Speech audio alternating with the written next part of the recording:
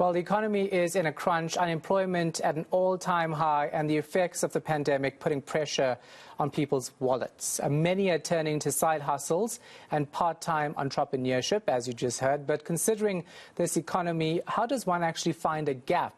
Let's find out. Founder of the Laura Center for Innovation and Entrepreneurship, Rosh Mamabolo, joins us now live. Rosh, thanks for your time. We appreciate it. It's so good to see that some people are actually trying really hard to get into the side hustles, start a business, even if it's temporary. But just how easy is it? Thanks for having me. There are opportunities that are coming up. I think what I'm picking up is, and like to your introduction, the future of work is really been changing slowly. What COVID has done is it has fast-tracked what was inevitable. Our economy has been built on big corporates and government being the big employers. Those days are, in essence, gone. What we need to look at is alternative work employment. The new normal is not going to be built where we have big chimney smoking organizations that are employing people. What happens in the process is there are lots of opportunities.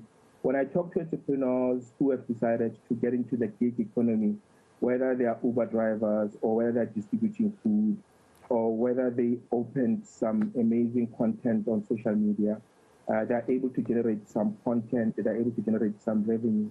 There are a lot of people who've got skills because they were working, and now they find themselves not being able to work. But they've got the skill, and there's been some opportunities that are opening up where people can actually use those skills instead of just sitting and waiting for government or companies to employ them.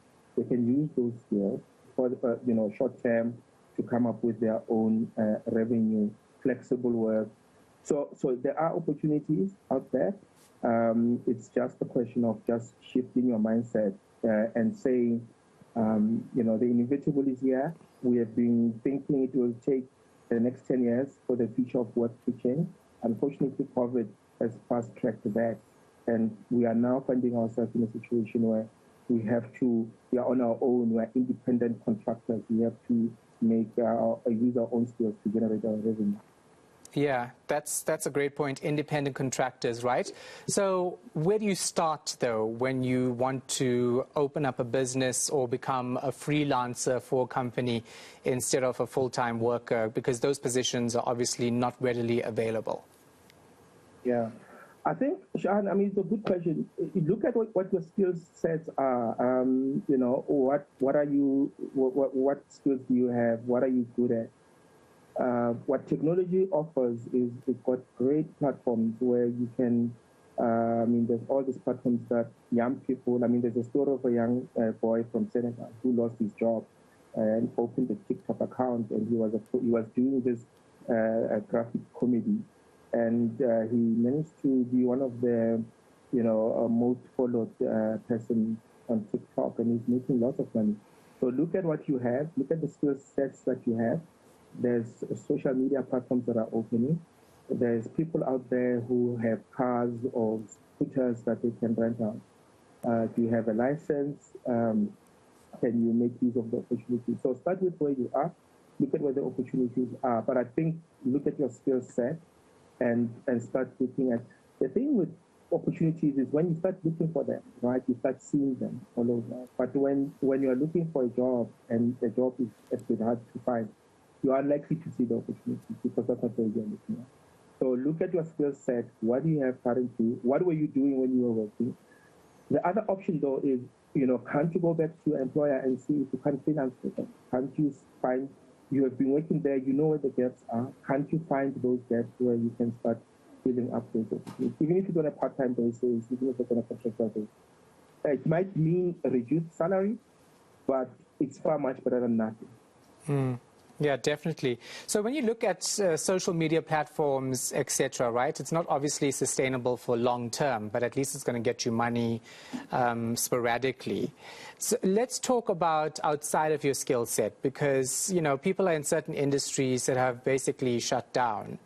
and you have to find something else that you've never done before, try to become an expert overnight and make it happen. That's, for example, that is social media.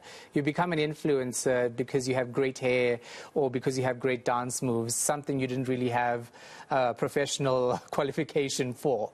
So should people consider things like that if they're not winning in terms of what their skills are, what they're qualified in? Absolutely. I mean, you're going to have to be creative, right? You're going to have to start looking at maybe you and your friends can put you are good at something. You're going to have to step outside of what you currently have also.